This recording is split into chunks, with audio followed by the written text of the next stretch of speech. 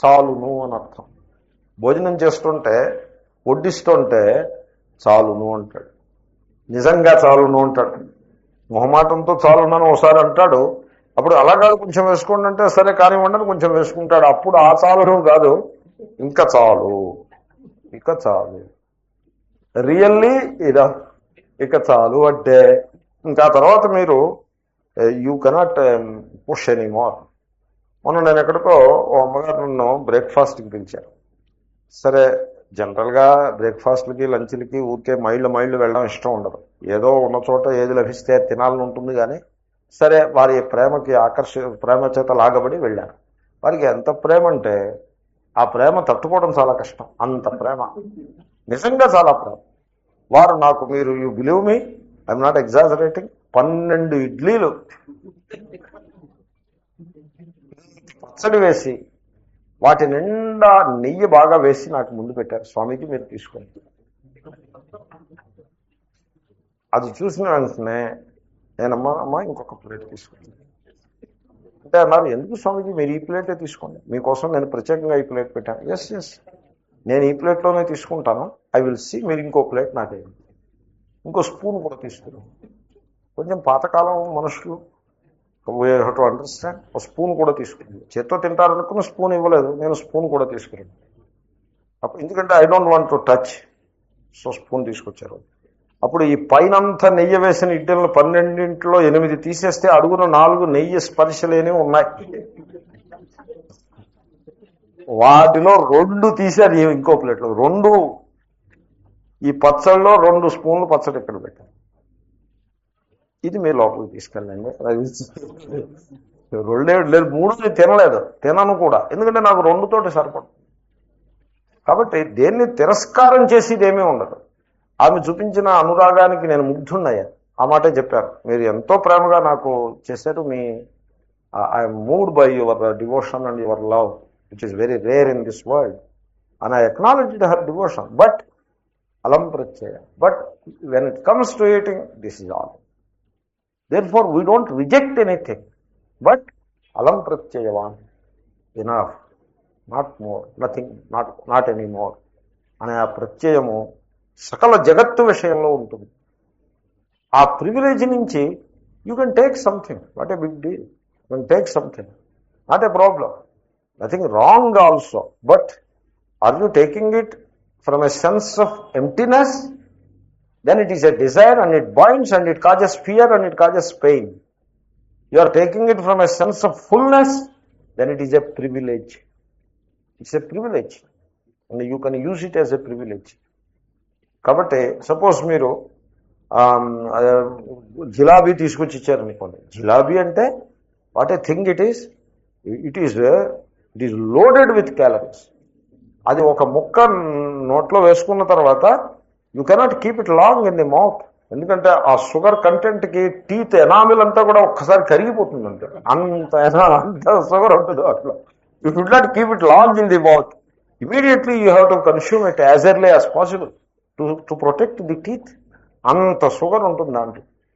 So అది తీసుకొచ్చి offer చేశారనుకోండి, just take a small piece as a privilege, not out of hunger, just take a small piece and leave it well. It deserves nothing more then అదే treatment it deserves. So ఆ విధంగా out of a privilege you can approach the world. So అలం ప్రత్యయవా స్థిత ప్రజ్ఞ, స్థిత ప్రతిష్ఠిత, ఆత్మానాత్మ వివేకజా ప్రజ్ఞా, యస్య సహ స్థిత ప్రజ్ఞ విద్వాన్ తదోచ్యతే. స్థితప్రజ్ఞ, స్థితా ప్రజ్ఞ యస్య సహా స్థితప్రజ్ఞ. బహువ్రీహి సమాసం. స్థితమైన ప్రజ్ఞ గలవాడు. స్థితమైన అంటే స్థిరమైన, అంటే ప్రతిష్ఠితమైన, అంటే పాతుకొని ఉన్న అని అర్థం. ప్రతిష్ఠితమైన అంటే పాతుకొని ఉన్న. రాటని గట్టిగా పాతారనుకోండి, దాన్ని ప్రతిష్ఠితము అని అంట, ఇంకా కదలదనమాట. అలా పాదుకొని ఉన్నటువంటి ప్రజ్ఞ. ప్రజ్ఞ అంటే it is not really intelligence, it is that creativity, that flash of a స్ఫూర్తి, హృదయంలో వచ్చేటువంటి స్ఫూర్తి. సో ప్రజ్ఞ అంటే he can just put his hand upon the truth. అటువంటి ప్రజ్ఞ ఆత్మ అనాత్మ వివేకజ ప్రజ్ఞ. ఆ ప్రజ్ఞ ఎక్కడి నుంచి వస్తుందంటే ఆత్మ ఏమిటి అనాత్మ ఏమిటి అనే వివేకాన్ని బట్టి వస్తుంది. దేహము, ఇంద్రియములు, మనస్సు ఇవి నేను కాదు, నావి కాదు. వీటికి సంబద్ధములైనవి నేను కాదు, నావి కాదు అనే ప్రజ్ఞ, ఆత్మ అనాత్మ వివేక ప్రజ్ఞ. మనం ఏం చేస్తామంటే మనకి ఇంకొక జీవుడు ఉంటాడు, నేను ఒక జీవుడిని, మరొకడు ఇంకొక జీవుడు. అయితే ఏ జీవుడికి ఆ జీవుడు తన ప్రయాణాన్ని సాగిస్తూ ఉంటాడు. ప్రతివాడు is a pilgrim's progress. Everybody is a pilgrim. We are travelers, long distance travelers. So కాబట్టి అలాగ ట్రావెల్ చేస్తూ ఉంటాం.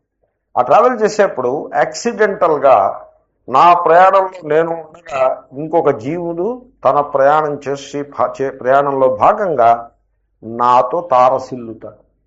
ఈ comes into contact with me. ఆ కాంటాక్ట్కి ఏదో పేరు ఉంటుంది. లోకంలో ప్రతిదానికి పేరు పెట్టుకోవడం ఒక అలవాటు. అది లోకం యొక్క స్వభావం. ఎప్పుడైతే పెట్టుకుంటారో అప్పుడు అజ్ఞానం బాగా దృఢమైపోతుంది. బంధింపబడి జీవులు అలా జీవిస్తూ ఉంటారు. అజ్ఞానైన ఆవృతం జ్ఞానం తేన ముహ్యంతి జంతవ. సో ఏదో పేరు పెట్టడం, ప్రతిదానికి ఓ పేరు పెట్టడం. పేరు పెట్టగానే రాగద్వేషాలు వస్తాయి. ఇప్పుడు మున్సిపల్ ఎలక్షన్ వచ్చిందనుకోండి, మున్సిపల్ ఎలక్షన్ పార్టీలెస్ ఎలక్షన్ అని అంటారు. అంటే పేర్లు మేము పెట్టము అని అంటారు. కానీ తీరా వాడు ఎలక్షన్లో వాడు నిలబడ్డ తర్వాత లేకపోతే నెగ్గిన తర్వాత వీడు ఏ పార్టీ వాడురా అని అడుగుతారు. పార్టీలెస్ ఎలక్షన్ అని మళ్ళీ ఏ పార్టీ వాడని ఎందుకు అడుగుతున్నావు అంటే ఏదో పేరు పెడితే కానీ వీడికి తృప్తి ఉండదు. వీడు ఫలానా పార్టీ అనగానే వెంటనే రాగద్వేషాలు వస్తాయి. అంటే పేరులో రాగద్వేషాలు అంతర్నిహితములై ఉన్నవి అన్నదానికి మీకేదో నేను అన్ని రకాల దృష్టాంతాలు ఇస్తూ ఉంటాను. ఏదో రాజకీయ దృష్టాంతాలు, న్యూస్ పేపర్ దృష్టాంతాలు, టెన్నిస్ దృష్టాంతాలు, ఏది దృష్టికి వస్తే అది. కాబట్టి పేరు మీరు పెట్టలేదనుకోండి, we don't know to which party he belongs, is a partyless guy అని నేమ్ చేయలేదనుకోండి, అప్పుడు రాగద్వేషాలు వెంటనే ఉద్బుద్ధం కావు, అలా అణిగిపోయి ఉంటాయి. పేరు పెట్టేశారంటే రాగద్వేషాలు వచ్చేస్తాయి. కాబట్టి ఈ జీవితంలో, నా జీవిత యాత్రలో భాగంగా ఇంకొకటి తారసిల్లుతాడు, వాడికి ఓ పేరు పెడతాం. ఏమని పేరు పెడతాం? వియ్యంకుడును, వియ్యపురాలను, అయితే అల్లుడను, కూతురను, కూతురు కొడుకు అంటే కొంచెం నియర్, ఇలాంటి పేరు ఏదో పెడతాం. పేరు పెట్టేసి so therefore he's me and mine. Me and mine పెద్ద తేడా లేదు, ఇది కొంచెం గమనించండి. మీ అండ్ మైన్ మేము వాటిని రెండు వేరువేరుగా లెక్క పెడతాము, ఒకప్పుడు ఒక్కటిగానే లెక్క పెడతాం. ఈ తత్వాలను లెక్క పెట్టడంలో భాగవతంలో అక్కడ వస్తుంది. అహం మమ అనే తత్వాలు లెక్క పెట్టడంలో అహం మమ కలిపేసి ఒకే తత్వం కింద లెక్క, ఒకే ప్రిన్సిపల్ కింద లెక్క పెట్టేస్తారు. ఒకే కేటగిరీ, 24 కేటగిరీల్లో 24వది అహం మమ అని లెక్క పెట్టేస్తారు. కొంతమంది 24 కాదులేండి 25 అంటారు. నువ్వెక్కడ పట్టుకొచ్చేవా 25వది? అదేమిటి నాకు తెలియదబ్బా అంటే అహం వేరు మమ వేరు లెక్కట్టండి. ఓసిని అదే నీ లెక్క. కాబట్టి అలాగా, కాబట్టి రెండు వేరు కాదు, రెండు ఒకటే. కాబట్టి అహం ఐఆమ్ దిస్ బాడీ అన్నప్పుడు దాంట్లో ఏ రకమైన అజ్ఞానం ఉన్నదో, he's my person, he's my relation అన్నప్పుడు కూడా అటువంటి అజ్ఞానమే ఉంటుంది. వేదాంతం అంటే మరి అలాగే ఉంటుంది, మీరు మరి అన్యథా భావించకూడదు. So that is how it is. వేదాంతం క్లాస్లో అలాగే చెప్తారు. ఏంటంటే మరి అల్లుళ్ళు కూతుళ్ళు ఇవేమీ లేవా అని మీరు అలాగంటే ప్రశ్నలు మీరు మనసులో కూడా అనుకోవద్దు. అన్నీ ఉండనివ్వండి, ఇట్ ఈస్. బట్ క్లాస్లో మటుకు అలాగే ఉంటుంది. So please note it. So వీడు నా అల్లుడు, నా కొడుకు, నా వియ్యకురాలు, నా వియ్యంకుడు, నా మనవడు అని. ఇంకా కొడుకు కూతురు అంటే సంవాట్ నీరా. ఈ అల్లుడు వియ్యకుడు వాట్ ఈస్ ఆల్ దిస్? ఈ మనవడు what is this? What you mean by మనవడు? సో ఈ రకంగా ఆ రిలేషన్షిప్ మీరు పెట్టుకుని అదే సత్యం అనుకుంటారు, అది యథార్థం అనుకుంటారు. You take it to be true. Do you take it to be true or not? That is the point. ఇప్పుడు మనవడిని ఓ మనవడాన్ని పిలవడంలో తప్పులేదు, ఎత్తుకోవడంలో తప్పులేదు, శాఖలు ఎత్తివ్వడంలో తప్పులేదు. Do you take it to be me and mine or not? That is the point. If you do so, then you are binding yourself. Then that is not the truth. ఎందుకంటే 1950లో నా ప్రారంభాన్ని బట్టి నేను నా ఈ జీవనయాత్ర సాగిస్తే వాడు 2005లో వాడు మొదలెట్టాడు. నీకు వాడికి సంబంధం ఏంటండి? ఏమన్నా అర్థం ఏమైనా ఉన్నదానికి? ఈ మనవడు సోకాళ్ళు మనవడు. ఇప్పుడు మీ మైండ్ అని పెట్టుకుంటే ఆత్మ అనాత్మ వివేకము తగ్గింది అని అర్థం, లోపించింది. కాబట్టి ఆత్మానాత్మ వివేకము వల్ల పుట్టేటువంటి ప్రజ్ఞ ఏది ఉంటుందో ఆ వివేకం గలవాడు వాడు కూడా ఆశీర్వదిస్తాడు. అందరు పిల్లల్ని ప్రేమిస్తారు, అందరి పిల్లల్ని ఆశీర్వదిస్తాడు. బట్ నో మీ మాయ్. చూద్దాం, ఇంకా ఎదురొస్తోంది ఆ ప్రసంగము. కాబట్టి ఆ విధమైనటువంటి ప్రజ్ఞ ఎప్పటికప్పటికి ఆత్మ అనాత్మ అనేటువంటి వివేక ప్రజ్ఞ, ఇది సాధకుని లక్షణం. సాధ్య స్థితిలో ఎలా ఉంటుందంటే సర్వాత్మ భావంలో ఉంటుంది. మీ మైండ్ అనేది ఉండదు. పర్టికులర్గా మీ మైండ్ అని ఎప్పుడు ఉంటుంది? నాది కాండ్ ఉంటుంది. You exclude something and you include something. అలాగంటే కంకేవిటీ అంటారు దాన్ని. కంకేవిటీ ఉందంటే, కంకేవిటీ అంటే సర్ఫేస్ అనమాట. అవతల ఉన్నదంతా నాన్ మీ, నాన్ మై, లోపల ఉన్నదంతా మీ మై. అటువంటి concavity it binds. You create the concavity, you create a shell in which you bind yourself. So అటువంటి అవివేకము అది స్థితప్రజ్ఞ లక్షణం కాదు. స్థితప్రజ్ఞుడికి అటువంటి అవివేకం ఉండదు. సర్వాత్మభావంలో ఉంటారు మహాత్ములు. ఆ స్థితికి వెళ్ళేవాడు ఆ ఆత్మానాత్మ వివేకాన్ని కేర్ఫుల్గా సాధించుకుంటాడు. ఆ ప్రజ్ఞ స్థిరంగా ఎవడుకుంటుందో వాడు స్థితప్రజ్ఞ విద్వాంస్తదోచ్యతే. సో అటువంటి కాలంలో సర్వకామనలను విడిచిపెట్టిన స్థితిలో స్థితప్రజ్ఞస్తదోచ్యతే, ఆయన మహాత్ముడు జ్ఞాని అని పలుకుతారు. అప్పుడు ఆయన అసాధ్య స్థితి, అల్టిమేట్ గోల్ని స్థితప్రజ్ఞుడు, ఈజ్ ది స్థితప్రజ్ఞ అన్నదానికి ఫైనల్ డెఫినేషన్ ఇస్తున్నారు. త్యక్తపుత్ర విత్తలోకైషణ సన్యాసీ ఆత్మారామ ఆత్మరతి స్థితప్రజ్ఞ ఇత్యర్థః. ఇప్పుడు ఏషణలు అంటే కామనలు అనేకం కామనలు, కానీ యథావాన్వై కామ, యథావాన్వై కామ అని బృహదారణ్యకంలో ఉంది. ఆ ప్రథమ భాగంలోనే ఉంది. కామనలు ఇది ఈ ఏషణాత్రయ విచారం అంతా ప్రథమ భాగంలో ఉంది. ఈ మూడు కామనలు ఏవైతే ఉన్నాయో ఆ కామనలు కోట్లు కోట్లు ఉన్నాయి. కోట్లు ఉన్నా కూడా యథావాన్వై కామ, కామ దాని యొక్క స్థియర్ ఇంత మాత్రమే. ఏమిటది? పుత్రైషణ, విత్తైషణ, లోకైషణ.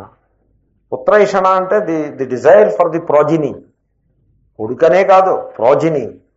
దాంట్లో భార్యాభర్తృ బంధము కూడా దాంట్లో ఇంక్లూడ్ అయి ఉంటుంది. ఎందుకంటే భార్యాభర్త, భర్తకి భార్య, భార్యకి భర్త నుంచి ప్రోజిని వస్తుంది కదండి. లేకపోతే ఆ సంబంధం లేకుండా ప్రోజిని ఎక్కడి నుంచి వస్తుంది?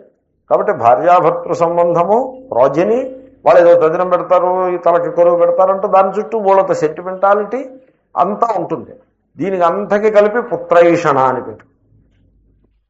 కొంతమంది అంటారు ఏంటంటే తలకు కొరువు పెట్టుబడి కూడా లేకపోతే ఎలాగండి అంటారు. అది అలాంటి మాటలు వింటే ఏమనిపిస్తుందంటే పీపుల్ హ్యావ్ టు గ్రో అని అనిపిస్తుంది. ఇంకేమనిపిస్తుంది?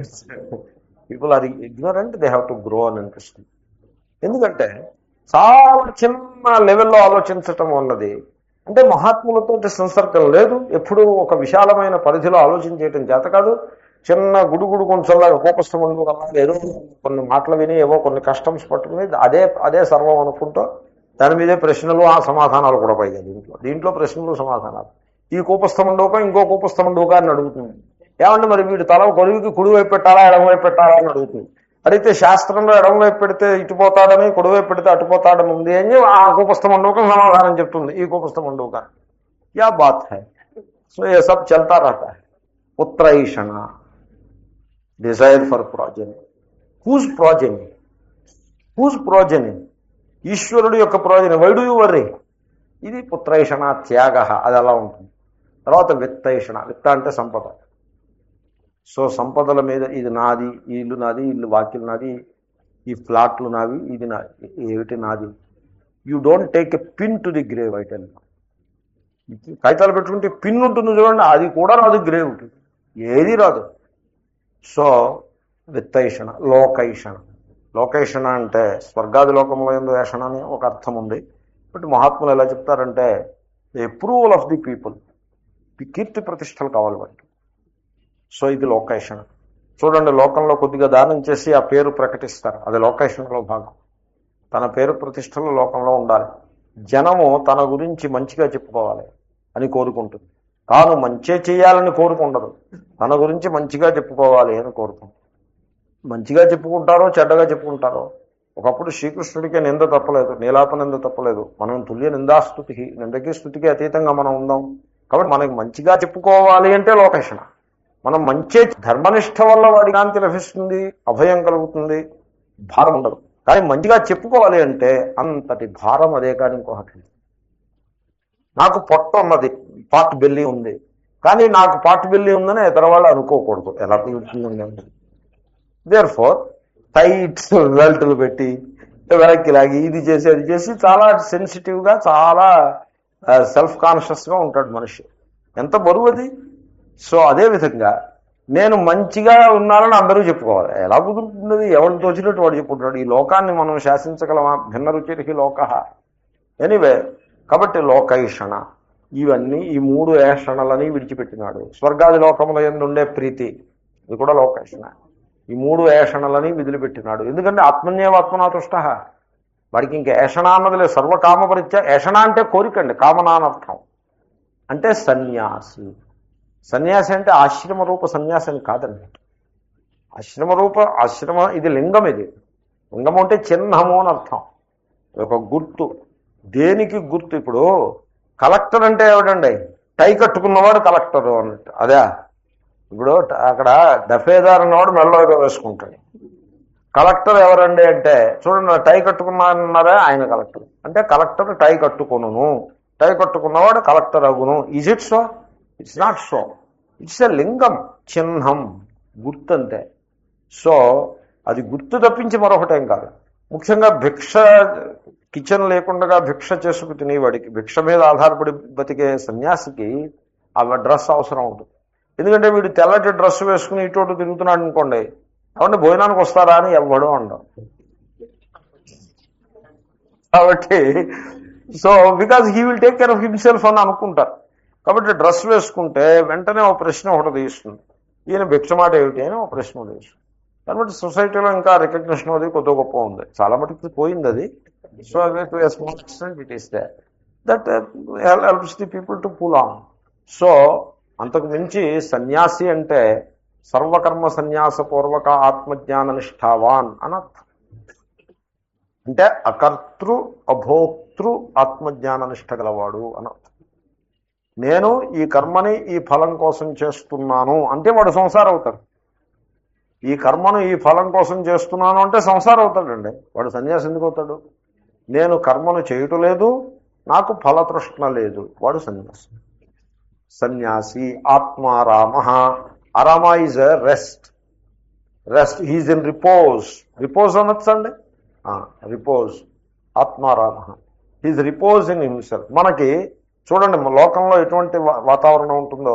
రెస్ట్ కావాలంటే ఊటీ వెళ్ళాలి, లేకపోతే అరకు లోయ వెళ్ళాలి అని అనుకుంటాం, లేకపోతే అలాంటిది ఏదో అనుకుంటాం. సో ఈ టూరిస్ట్ వాళ్ళు కూడా ఎలాగ అడ్వర్టైజ్ చేస్తారంటే, మీరు రెస్ట్ కావాలనుకుంటే మీకు we will give you package tour అని పేరు. 7 days package tour. What all you do is you say yes and pay $1000 or రూపీస్లో కొంత ఎక్కువ ఉంటుంది. And then for 7 days you flight ఎక్కేసి నువ్వు అక్కడ దిగేసాయి.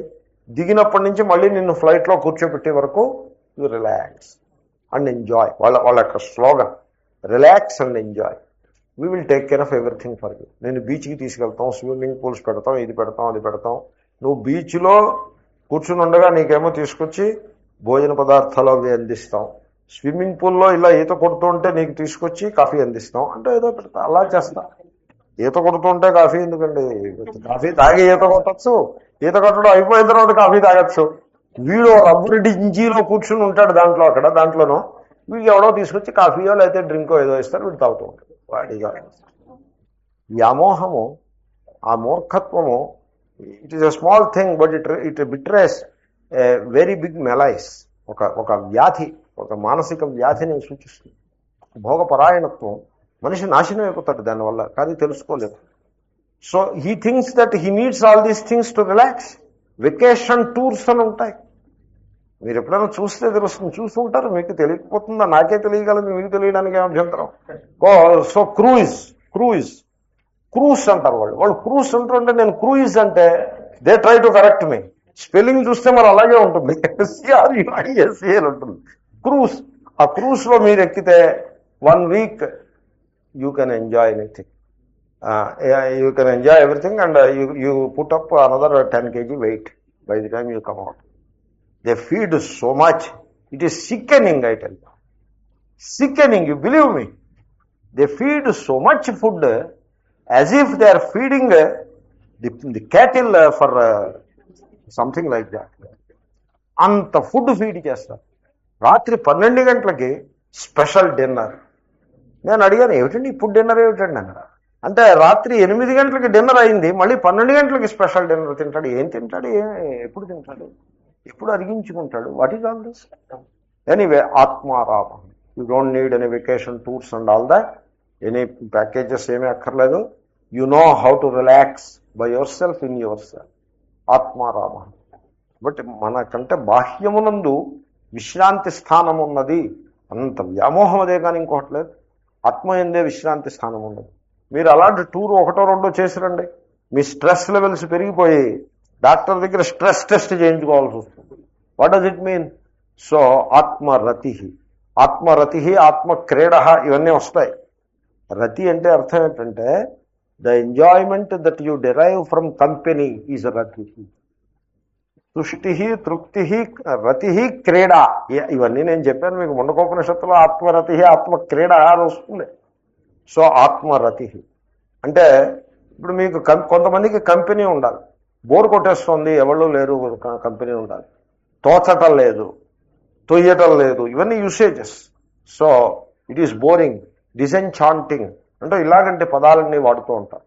వాడి ఒక అజ్ఞానాన్ని బయట పెట్టుకుంటారు, ఒక తెలివి తక్కువతనం. సో అది కూడా వర్కౌట్ చేసుకోవాలి. మనం ఏకాంతంలో ఉండాలి, ఒంటరిగా ఉండడం కాదు, ఏకాంతంగా ఉండాలి. You should remain alone, not lonely. So ఒంటరిగా అదే ఏకాంతంలో ఉండి ఎంజాయ్ చేయగలగాలి. అసలు నిజానికి ఏకాంతంలో ఉండి ఎంజాయ్ చేయలేని వాడు అధ్యాత్మ విద్యకు అర్హుడే కాదు. నాకు ఎప్పుడూ పక్కన ఎవడో ఉంటే వాడితోటి వాగుతూ ఉంటాను, వాడు నాకు వాగుతూ ఉంటాడు. What is this? కొంతమంది ఒక ఆయన ఉన్నారు, స్వామీజీ భిక్షకి రండి అని పిలుస్తారు. ఎందుకు నన్ను భిక్షకి నన్ను డిస్టర్బ్ చేస్తారు, నేను ఏదో బిజీగా ఉన్నాను. అలా కాదు, రండి భిక్షకి. ఓకే సరే, ఎన్నింటికి భిక్ష? 12:30. సరే నేను 12ంటికి వస్తాను. 12ంటికి కాదు, పొద్దున్న 9ంటికి వచ్చేది. 12:30 భిక్షకి 9ంటికి ఎందుకు అంటే సరే ఇంకా తప్పనిసరి వెళ్తే 9ంటికి వెళ్తే 9 నుంచి 12:30 వరకు మోనోలాగ్. ఆయన మాట్లాడుతూ ఉంటారు, నేను వింటూ ఉంటాను. మోనోలాగ్. నేనేం మాట్లాడు, నాకు కొంచెం త్రోట్ అది కొంచెం ఐ నీడ్ టు రెస్ట్ అంటే తాకే ఉంటాను. అప్పుడప్పుడు మోనోసిలబుల్లో రిప్లై ఇస్తాను. అలా విని విని విని భిక్ష భోజనం చేసి వెళ్ళొస్తానని నా సంచి పుచ్చుకుని బయట. అంటే ఎందుకు ఈ శ్రమంతా ఎందుకు పడుతున్నారంటే ఒంటరిగా ఉండలేదు. That is the problem. It's a problem. ఓసారి నన్ను పట్టుకోవాలి, ఇంకోసారి ఇంకోళ్ళని పట్టుకోవాలి, ఇంకోసారి మరొకళ్ళని పట్టుకోవాలి, ఎవరినో వాళ్ళని పట్టుకోవాలి. ఎందుకంటే ఆ ప్రెషర్ ఉంటుంది ఇన్సైడ్. ఎవడో ఒకటి కంపెనీ ఉండాలి. అది అధ్యాత్మ వికాసం ఉన్న మనిషి యొక్క లక్షణం కాదు. ఆత్మరతి. All the pleasure that you derive from company you derive from yourself. అంటే ఈ కంపెనీ అన్నది ఏమిటంటే it's an effort to run away from oneself. అలా ఉండకూడదు. So one should be able to stay with oneself. ఇటువంటి వాడు స్థిత ప్రజ్ఞుడనబడును. తర్వాత శ్లోకం. దుఃఖేష్వనుద్విగ్న మనాః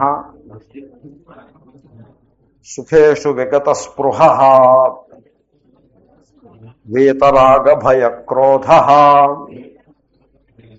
స్థితధీర్మునిరుచ్యతే.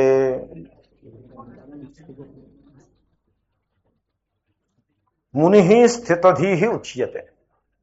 ముని అయి ఉండాలి. ముని అంటే గడ్డాలు మీసాలు పెంచుకున్నాడని కాదు, మననశీల. వీటికి రూఢార్థాలు చెప్పకూడదండి.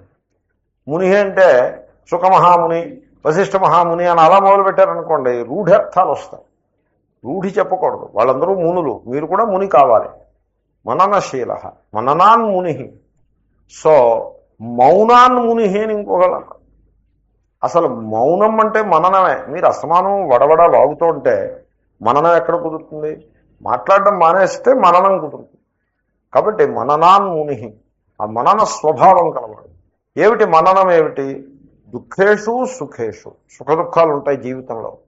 జీవితము అనే నది సుఖదుఖముల అనే ఒడ్లు మధ్యలో అనే తటములు, తటము అంటే ఈ తటము ఆ తటము, 2 ఒడ్ల మధ్యలో ప్రవహిస్తూ ఉంటుంది ఈ నది. ఈ జీవితం అనే నది. కాబట్టి ఈ నది అలా ప్రవహిస్తున్నప్పుడు మీరు ఒక ఒడ్డు, సుఖము అనే ఒడ్డునే పట్టుకుని దీన్ని విడిచిపెట్టను అనకూడదు. దుఃఖము అనే ఒడ్డు వైపు నేను ప్రవహించను అనకూడదు. నది ఏం చేస్తుందంటే రెండు ఒడ్లని స్పృశిస్తుంది, రెండింటినీ రాసుకుంటూ ప్రవహిస్తుంది. కానీ దేని దగ్గర ఆగిపోదు, దేని దగ్గర అతుక్కుపోదు. ఇంకే దృష్టాంతం. సో కాబట్టి మనం ఏం చేస్తామంటే లైఫ్ ఈజ్ ఎ ఫ్లో, జీవిత నది కదా. మన మనస్సు ఏమంటుందంటే అది ఆ ఫ్లో ముందుకు వెళ్ళడానికి మనస్సు ఇష్టపడదు. ఏదో ఒక స్థితి ఉంటుంది, ఆ స్థితి అలాగే ఉండిపోవాలి అంటే ఏమిటి? You are refusing to flow. So నాకు ఇంతవరకు నా చేత ప్రేమించబడి వ్యక్తులు ఎవరు ఉన్నారో వాళ్ళు అలాగే ఉండిపోవాలి అంటే అర్థం ఏంటి? అసలు ఫ్లో అంటే ఎలా ఉంటుంది? ఇంతకు నిన్న ప్రేమించిన వ్యక్తులు కాలగర్భంలో కలిసిపోతారు, ఇవాళ కొత్త వ్యక్తుల్ని ప్రేమిస్తూ ఉంటాం, అలాగుంటుంది. అంటే ఏమిటి? ఆ ప్రవాహంలో వెనక్కి వెళ్ళిపోతూ ఉంటాయి, ముందుకు వస్తూ ఉంటాయి. ఎప్పటికప్పటికి వినూత్నంగా ఉంటుంది. Every day is a new day కింద ఉంటుంది. But we don't want a new day, we want the same old day tomorrow also, day after tomorrow also. How it will work like that? కాబట్టి మనం ఏం చేస్తామంటే we give a definition to life. నేను దీని గురించి ఇలా చెప్తూ ఉంటే ఎండ్లెస్గా ఉంటుంది, కానీ బిలీవ్ మీ, మనం దీన్ని బాగా శాస్త్రంలో బాగా నిరూపణ చేస్తారు, మహాత్ములు బాగా మననం చేస్తారు. మహాత్ముల యొక్క మననం ఉన్నదే, అది గ్రంథాలు దాని ముందు ఎందుకు పనికిరావు. యూ బిలీవ్ మీ, గ్రంథాలు they can help to some extent. అది మహాత్ముల మననం ఉంటుంది, వాళ్ళు మననం చేసి వాళ్ళ యొక్క వాగ్రూపంగా వచ్చినటువంటి విద్య ఉంటుందే, అది ప్రాక్టికల్ కదండి లైఫ్. వేదాంతం అంటే it is something practical life, కాబట్టి దానివల్ల కలిగే లాభం ఇంత అంతా కాదు. సో మహాత్ముల మననం నుంచి మనం ఎంతో నేర్చుకోవాల్సింది ఉంటుంది. సో మనం ఏం చేస్తామంటే జీవితానికి ఒక నిర్వచనం ఇచ్చి కూర్చుంటాం, జీవితం ఇలా ఉండాలి. ఎలాగా? ఇప్పుడు 20 ఏళ్ళు వచ్చేవాడికి పెళ్ళి అవ్వాలి, అమ్మాయి ఏమో అందంగా ఎర్రగా బుర్రగా ఉండాలి, కట్నం రావాలి, మళ్ళీ సంవత్సరం అయ్యేప్పటికీ ఆమె గర్భవతి అవ్వాలి, సంవత్సరం అడిగి ఆమె గర్భవతి కాకపోతే ఇంట్లో వాళ్ళందరూ బెంగ పెట్టేసుకుంటారు. ఇంకట్లా అప్పుడే ఈ సమాజం ఏమిటి, మీకు వాళ్ళు ఇంకా నెల తప్పిందా లేదా అంటూ ఏవో ప్రశ్నలు దీది అది ఇలాగే తయారవుతుంది. సంవత్సరం ఏమిటికి ఆమె గర్భవతి అవ్వాలి, మగపిల్లాడు పుట్టాలి, వంశోద్ధారకుడు పుట్టేయాలి. ఈ వంశాన్ని ఇప్పుడు ఉద్ధరించకపోతే ప్రమాదం ఏమైనా వచ్చిందా ఈ జగత్తుకి? ఉన్న వంశాలు చాలవా? ఇప్పుడు ఉన్న వంశాలు కొత్త వంశం ఒకటి ఉద్ధరింపబడాలా? క్యా బాత్ హై? Why one should get children at all? Let God decide. వీడికి చిల్డ్రన్, ప్రకృతి సృష్టికర్త పరమేశ్వరుడు కదండి. ఈ మనుష్య ప్రవాహాన్ని ఈ బయలాజికల్ ఫ్లోని నడిపించాల్సింది ఎవరు? మీరు నేనునా? ఈశ్వరుడు కదా. Let God decide. If he decides, mostly he decides in favour only. What is the big deal? ఎందుకంటే సృష్టి యొక్క కార్యం అనేది ఒకటి ఉంది కాబట్టి why should I have a particular decide? So we define.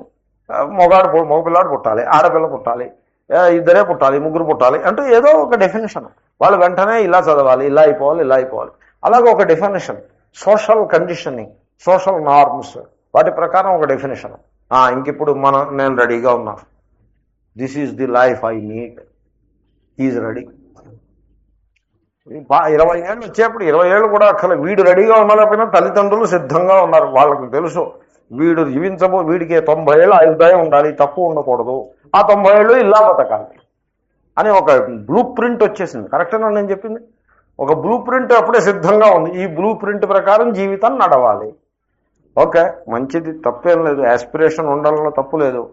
ఇప్పుడు ఈ బ్లూ ప్రింట్లో మీకు ఐటమ్స్ 1, 2, 3 అలా ఉంటూ ఉంటాయి. 1 సక్సెస్ఫుల్, 2 సక్సెస్ఫుల్, అంటే బ్లూ ప్రింట్ ప్రకారం నడుస్తోంది, జీవితం నడుస్తూనే ఉంటుంది.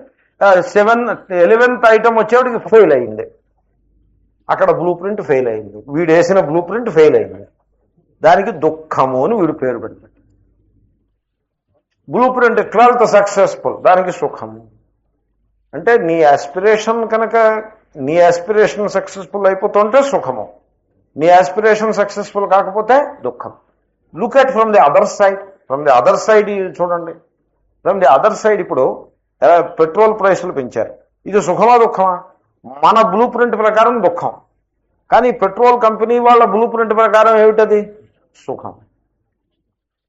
కాబట్టి పరమేశ్వరుడు జగత్తును నడిపించే పరమేశ్వరుడి వైపు నుంచి ఆయన బ్లూ ప్రింట్ ఆయనకు ఒకటి ఉంటుంది.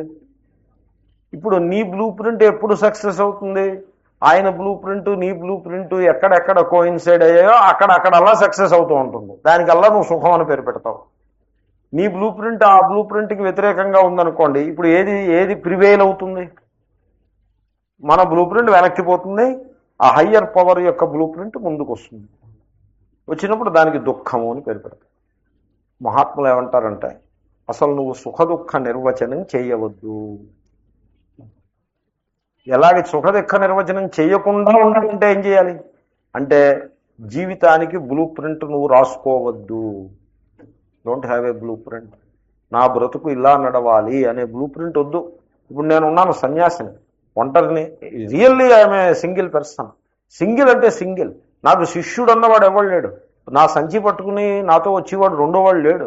నాకు ఒక కప్పు కాఫీ కావాలంటే కాచిచ్చి బ్రహ్మచారి నా వద్ద లేడు. I'm a totally lonely person and I don't have a blue print for my life. What will happen, where I will be, where will I go, I don't know. Totally I don't know. 2005 వరకు నాకు blue print ఉంది. ఆ blue print కూడా నేను పెట్టుకున్న blue print కాదు, సమాజం నాకు ఇచ్చిన బ్లూ ప్రింట్. అందరూ కలిసి ఈ బ్లూ ప్రింట్ నాకు ఇచ్చారు. ఆ బ్లూ ప్రింట్ నేనేమో ఇంప్లిమెంట్ చేసుకుంటూ పోతున్నా. ఎక్కడైనా ఇంప్లిమెంట్ కాలేదనుకోండి, ఓ దండం పెడతా, ఎందుకంటే నా బ్లూ ప్రింట్ కాదు అది. సో నాకు ఇంకా ఎక్స్పెక్టేషను లేదు, డిసప్పాయింట్మెంటు లేదు. Life moves on, it goes on. So is it possible to live like that? నేను ఊరికే ఏదో దృష్టాంతం చెప్పాను.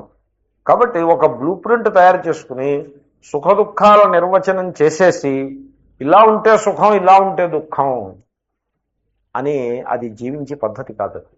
చాలా తప్పదు. It is not an intelligent way of life. I know many people వేదాంత శాస్త్రం చదివి ఉండకపోవచ్చు, ఈ రకమైన సైకలాజికల్ ఎనాలసిస్ చేయడం చేత కాకపోవచ్చు, ఇప్పుడు నేను చేసినంత ఇంప్రెసివ్గా అనలైజ్ చేయలేకపోవచ్చు, సో 10 మందికి చెప్పలేకపోవచ్చు. కానీ తమ జీవితంలో ఈ సత్యాన్ని వడపోసేసి ఆచరించేసి చూపించి తాము ఇంత అద్భుతమైన సత్యాన్ని ఆచరిస్తున్నామని కూడా ఎరగకుండగా అలా బతికేసిన వాళ్ళు ఎంతోమంది ఉన్నారు. ఏది వచ్చినా కూడా కర్మ పరిపక్వమై వస్తూ ఉంటుంది అంతేది అనేసి ఒక డైలాగ్ చెప్పేసి ఎంతటి కష్టాన్నైనా సరే అలాగ తేలికగా మోసేస్తూ ముందుకు వెళ్ళిపోయి తమ కర్తవ్యాన్ని పూర్తి చేసేసి చిరునవ్వుతో మరణించిన వాళ్ళు ఎంతోమంది ఉన్నారు. ఈనాడు సమాజంలో అటువంటి వాళ్ళ సంఖ్య తగ్గిపోతుంది. ఎందుకంటే సమాజంలో ఈ టీవీ అనండి, మరొకటనండి, ఆ కల్చరల్ ఇంపీరియలిజం, వెస్టర్నిజం, దానికి అమెరికనిజం అని కూడా అంటూ ఉంటారు. It is nothing to do with America. It is not a Geographic phenomenon, it is a global phenomenon. ఇది అమెరికనిజం అంటే భోగపరాయణత్వం. సో అటువంటి ఈ సమాజంలో అది బాగా మన అందరం కూడా we are all westernized people, we are all christianized people. ఊరికే హిందువులని అనుకుంటాం కానీ మన భాష క్రిస్టియన్ భాష, ఇంగ్లీష్ భాష. చూడండి, నేను పాఠం చెప్తూ ఎన్ని ఇంగ్లీష్ పదాలు వాడుతున్నాం. మన వేషం ఇంగ్లీష్ వేషం, మన ఆలోచన ఇంగ్లీష్ ఆలోచన, అలా అయిపోయింది. వాటెవర్. సో ఆ సంస్కృతిలో భాగంగా మనము భోగపరాయణలం అయిపోయి మనం జీవితంలో సుఖ దుఃఖముల యొక్క ప్రవాహంలో పడి కొట్టుకుపోతూ ఉంటాం. They become very well defined and black and white కింద పెట్టేసి కూర్చున్నాం మనం. ఇది సుఖం, ఇది దుఃఖం, బ్లాక్ అండ్ వైట్ అంటే. But unfortunately there is nothing black and white about that. It's a matter of gradation. ఏది మీరు సుఖం అనుకున్నారో just move it 1 notch up, it becomes దుఃఖం. ఏది మీరు దుఃఖం అనుకున్నారో move it 1 notch down, it becomes సుఖం. It's just a matter of gradation. There is no such black and white thing in it. కానీ మనం అలాగ సెపరేట్ చేసేసి కూర్చున్నాం ద్వంద్వాలని. ఈ మాటలన్నీ కూడా నేను నిర్ద్వంద్వ అనే మాట దగ్గర చెప్పాను. కాబట్టి మహాత్ములు ఎలా ఉంటారంటే సుఖ దుఃఖముల నిర్వచనం విషయంలో మామూలు సంసారికి ఉన్నంతటి ఆగ్రహం వాళ్ళకు ఉండదు. దుఃఖం అనేది నువ్వు దుఃఖం అని నువ్వు అనుకున్న దాన్ని, ఓకే భయ్ దుఃఖమే కానీ but it is another event అని they refuse to look at it as such a calamity the way world people look at it. ఎవరైనా స్వర్గస్థులు అయ్యారనుకోండి, వరల్డ్ పీపుల్ అంత పెద్ద కెలమిటీ అని అనుకుంటారు. కానీ మహాత్ములు దాన్ని కెలమిటీగా చూడరు. ఇది అనదర్ ఈవెంట్ అన్నట్టు చూస్తాం. సుఖం అనుకోండి, మా బర్త్డే అన్నప్పుడు ఎంత హడావిడి చేసేస్తారు మన వాళ్ళు. బర్త్డేకి చిన్నపిల్లలు ఉంటారు, 2 ఏళ్ల పిల్ల 3 ఏళ్ల పిల్ల, ఆ పిల్లకి ఏమీ తెలియదు పాపం. So every day is fresh day for that. ఆ పిల్లని అడ్డుగా పెట్టుకుని ఆ పిల్లని వేషం వేసేసి ఖరీదైన బట్టలు తొడిగేసి ఓ సింహాసనం మీద కూర్చుండబెట్టి పెద్ద పార్టీ చేసేసుకుంటూ ఏదో హడావిడి చేసేస్తాం. ఏమిటది అంటే బర్త్డే. దానికి సుఖము అని నిర్వచనం. దాన్ని ఇలా చేసుకో. ఇదంతా కూడా ఒక పెద్ద వ్యామోహం, huge delusion sweeping across the landscape of society. And it is utterly false. దాంట్లో ఏమీ సత్యం లేదు. కాబట్టి ఆ సుఖముల ఎడల అటువంటి తృష్ణ, that kind of a greed ఉండరాదు. సుఖేషు విగత స్పృహ. బర్త్డే వచ్చిందనుకోండి, శుభం భూయాత్తను ఆశీర్వచనం చేసి వాళ్ళు ఏదైనా చాక్లెట్ ఇస్తే అది ఇటు చూసి వాళ్ళ చేతిలోనే పెట్టి ముందుకు అడుగు వేసుకుని వెళ్ళిపోవాలి. కానీ అక్కడ అతుక్కుపోవడం, అలా ఆ స్పృహలో పడిపోవడం. స్పృహ అంటే తృష్ణ అని అర్థం. అలా ఉండకూడదు. అలాగే దుఃఖం వచ్చినప్పుడు ఆ కొంపలు అంటుకుపోయినట్టుగా ఇక్కడతో జీవితం అంతా కొలాప్స్ అయిపోయింది, ఇంకేం మిగలలేదని గుండెలు బాధేసుకుంటూ తల పట్టేసుకుంటూ అలా ఉద్విగ్నాన్ని చెందేసి భయపడిపోయి కలవరపడిపోయి అలజడి చెందేసి అలా ఉండకూడదు. దుఃఖము సుఖము they are events, happen, they do happen. నిజానికి సుఖం అన్నది అంత సుఖం కానే కాదు, అది దుఃఖం అన్నది అంత దుఃఖము కాదు. సుఖేష్వనుద్విగ్నమనాహ సుఖేషు విగత స్పృహ. భాష్యకారులు ఏమంటారో చూద్దాం. కించా అంటే ఇంకా ఏమంటే, అంటే స్థితప్రజ్ఞుని గురించి ఇంకా ఏమంటే దుఃఖేష్వితి ఆధ్యాత్మికాదిషు అనుద్విగ్నం. అనుద్విగ్నం అని లేదు, ఆధ్యాత్మికాదిషు దుఃఖేషునా ప్రాప్తేషు అనుద్విగ్నం న ప్రక్షుభితం మనోయస్య సహా. ఓకే, దుఃఖేష్వనుద్విగ్నమనాః. ఓకే, ఎస్ సహా అయం ఒకటే యాడ్ చేస్తారు, మంచిది. సో ఆధ్యాత్మికాదిషు దుఃఖేషు. మామూలుగా వేదాంతంలో కొంచెం కేటగరైజేషన్ చేస్తూ ఉంటారు, అలవాటది. దుఃఖములు 3 రకాలు. దీన్నే తాపములు అంటారు, తాపత్రయం అంటారు. చూడండి, ఏమిట్రా అంతలా తాపత్రయం పడిపోతున్నాడు అంటారు. అదే ఆ తాపత్రయం అంటే. తాపములు 3 తాపము ఉన్నా దుఃఖము ఉన్నా ఒకటే. తాపం ఏమిటవి? ఆధ్యాత్మిక, ఆధిభౌతిక, ఆధిదైవికములు. ఆధ్యాత్మికము అంటే శరీరము మనస్సుకి వచ్చే తాపములు, అంటే వ్యాధి ఆధీను. వ్యాధి అంటే శరీరానికి వచ్చే రోగం, ఆధి అంటే మనస్సుకు వచ్చే రోగము. వ్యాధి ఆధి అవి ఆధ్యాత్మికం, అధ్యాత్మంలో ఉంటాయి. ఆది భౌతికం అంటే తన చుట్టూ ఉన్నటువంటి సమాజము, వ్యక్తులు, కుటుంబ సభ్యులు. దుఃఖం ఎక్కడి నుంచి వస్తుందండి? ఆఫ్రికాలోను, ఉగాండా వాళ్ళను, సౌత్ ఆఫ్రికా వాళ్ళు మనకేం సుఖాన్ని ఇవ్వలేరు, దుఃఖాన్ని ఇవ్వలేరు. మన చుట్టుముట్టు ఉంటారే వీళ్ళే. నేను నాదని అనుకుంటారే, అక్కడి నుంచే వస్తుంది దుఃఖం. ఇప్పుడు నేను నాది అని అనుకోకపోతే దుఃఖమే లేదు. సో ఈ చుట్టుముట్టు ఉంటారు వీళ్ళు, కుటుంబ సభ్యులని, ఇదనేదని, వీళ్ళు దుఃఖహేతువులు. సో వాళ్ళ వల్ల వచ్చే దుఃఖం అది ఆది భౌతికం.